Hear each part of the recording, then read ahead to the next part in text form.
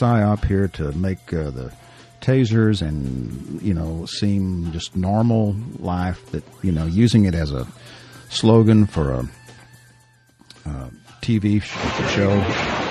All right. Well, we'll be back to talk about more of this right after these messages. Thanks for joining us. PsiOp Radio, more after the break. They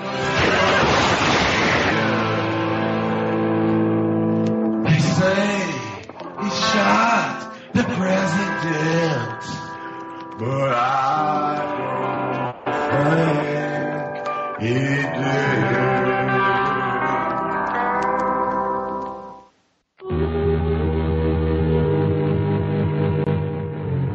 Here's what you can look forward to at Mountain States Toyota. A comfortable and relaxing environment. A staff that's considerate of your time. Complimentary drinks and snacks. Friendly and that's not what I'm trying to play, I swear to God. And a dealership that supports its customers. Wow, I was thinking we have an advertiser here I didn't know about. No, sorry, folks. Here we go.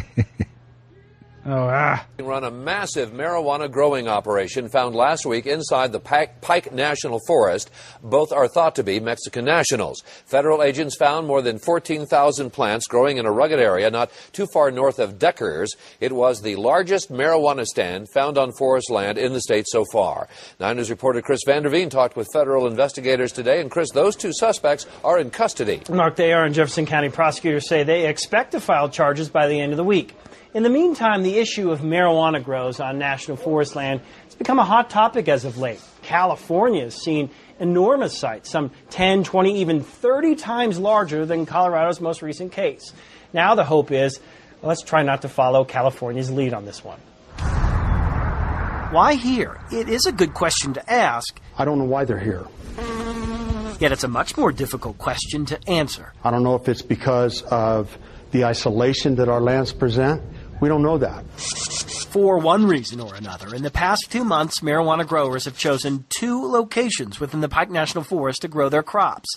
So enter the U.S. Forest Service's Mike Skinner. We want to get on it now so they don't take over the state. Truth be told, he told us on this day, with the help of slides showing us the campsites, the forests have hardly been overrun by the growers.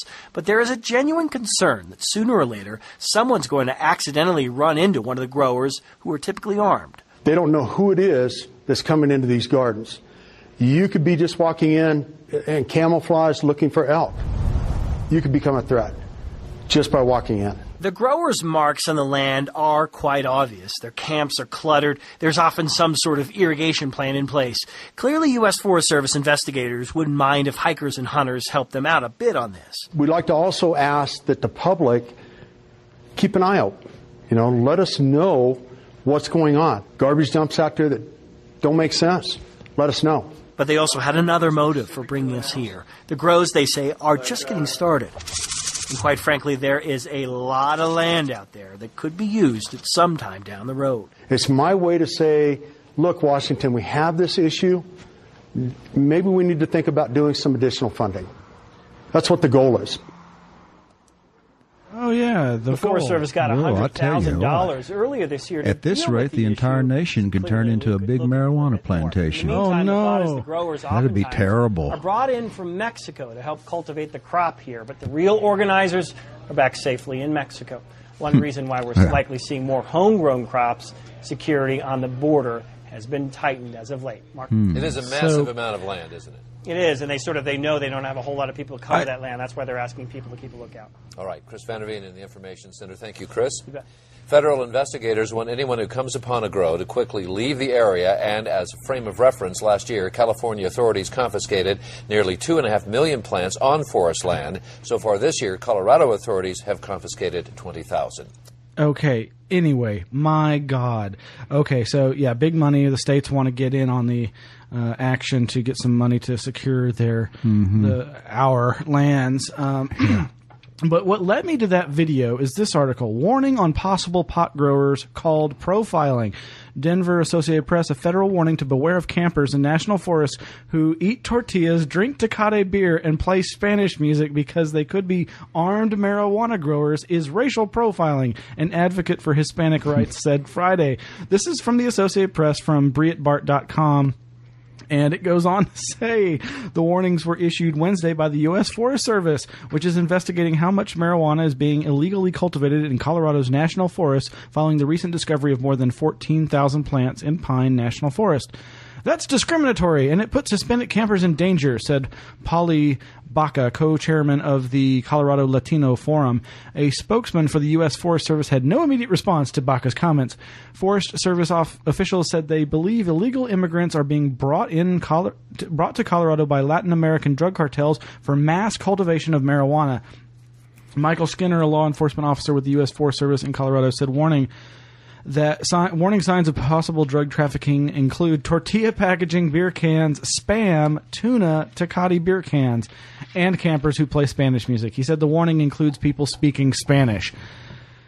So the message here is, if you're going to grow marijuana at Yellowstone National Park, only or wherever, play Bruce Springsteen, or some Tony Bennett, and leave the tortillas at home and the Tecate. No beans or Spam. Yeah, just take some red wine or something and listen to Barbra Streisand.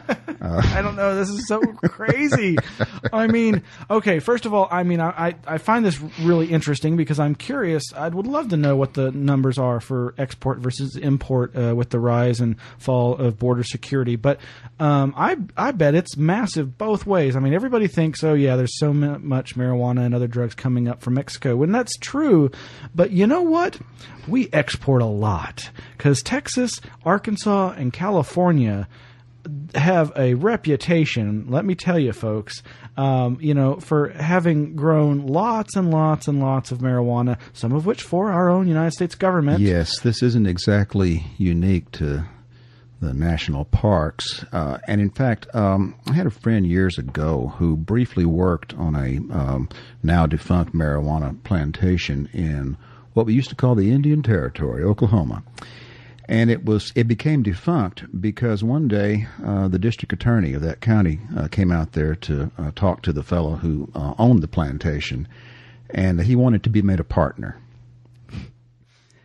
And the owner of the plantation there decided he didn't need any partners, and in fact probably he ought to get out of the business. And that's how it really works.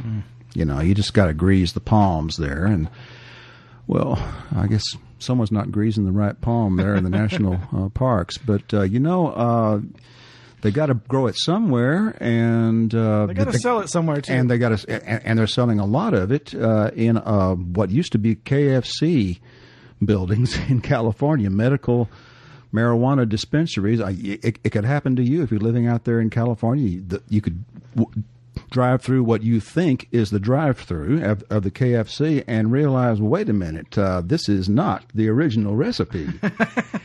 Yeah, this one's from over at myfoxaustin.com. I think I actually heard this story a couple of months ago from a different news source, but it looks like it's still a fun news story for these stations to cover. Old KFC starts selling marijuana. KFC stands for Kentucky Fried Chicken, but at one KFC location in Los Angeles, it stands for Kind for Cures. A space that formerly housed the fast food chain has become a medical marijuana dispensary, but instead of changing the decor, the new shop has incorporated the design of the old KFC, complete with a red roof and red and white striped accents, according to the LA Weekly. See photo of the shop.